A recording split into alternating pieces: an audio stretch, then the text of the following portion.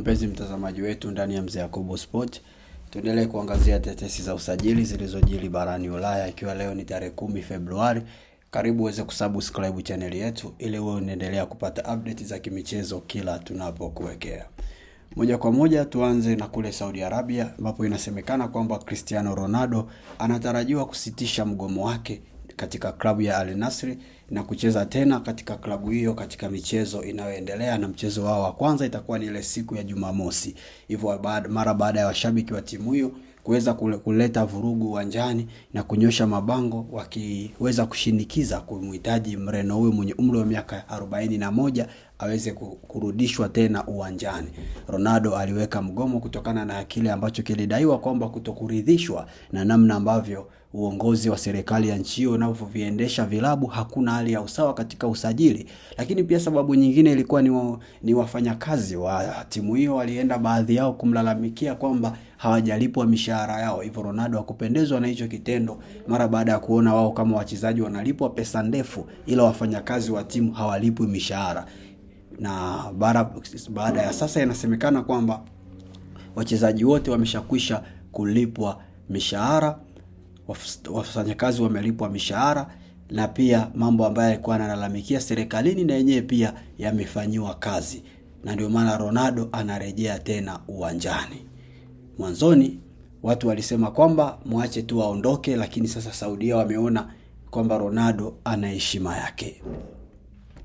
Tuendelee na kwingineko. Mshambuliaji wa Uingereza Marcus Rashford mwenye umri wa miaka 28 anayekipiga kwa mkopo katika klabu ya Barcelona, mkataba wake inasemekana kwamba inatakiwa kulipwa shilingi paundi milioni 26 ili asalie kuwa mchezaji wa kudumu wa klabu ya Barcelona. Na swala la kama Rashford atasalia Barcelona au ataondoka kurejea Manchester United linategemeana na uamuzi wa viongozi wapya wa Barcelona watakaochaguliwa hivi karibuni. Lakini mwenyewe Rashford ameshakusha kuweka wazi kwamba hatamani kurudi tena Manchester United, licha ya Michael Carrick kuonyesha nia ya kumtaka. Ila mara baada ya Carrick kusikia kwamba Rashford hayuko tayari kurejea, tayari Manchester United wameshaweza kumwangalia Msenegali Iliman Ndiaye, raia huyo wa Senegal mwenye umri wa miaka 25 anayekipiga klabu ya Everton, kama mrithi wa Marcus Rashford endapo Rashford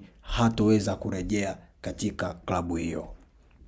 Kwingineko, klabu ya Bournemouth inapanga kumpa mshambuliaji wa Ufaransa El Junior Klopp mwenye umri wa miaka 19 kandarasi mpya yenye unono wingi na nia ya kuzuia na kumwekea kikomo cha kutokuhamia vilabu vingine. Kuna vilabu kadhaa ambavyo vilisemekana vinamtaka kinda huyu, ikiwemo klabu ya Chelsea, klabu ya Liverpool, Real Madrid pamoja na Paris Saint-Germain. Zote vigogo hao watano, Chelsea, Liverpool, Madrid na Paris Saint-Germain, walikuwa wakimhitaji mchezaji huyo.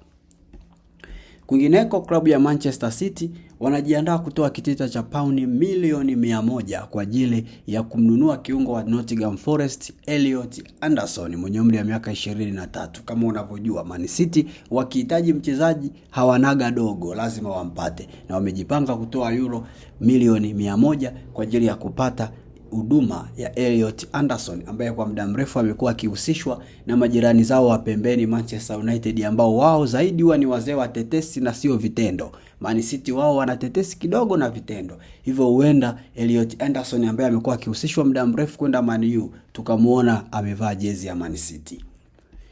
Kwingineko, klabu ya Bayern Munich hawataraji kumsaini forward wa Atletico Madrid na Argentina Julian Alvarez, na hivyo kuongeza matumaini ya Arsenal ya kumpata mchezaji huyo. Mwanzoni Arsenal waliripotiwa kwamba kumtaka pamoja na Bayern Munich, lakini leo mapema Bayern Munich wametangaza rasmi kujiondoa kwenye nia ya kumpata Alvarez. Hiyo pia wamejiondoa kwa sababu Harry Kane ameonekana kusalia kwenye timu yao, na hivyo Arsenal wameongezeka matumaini ya kumpata.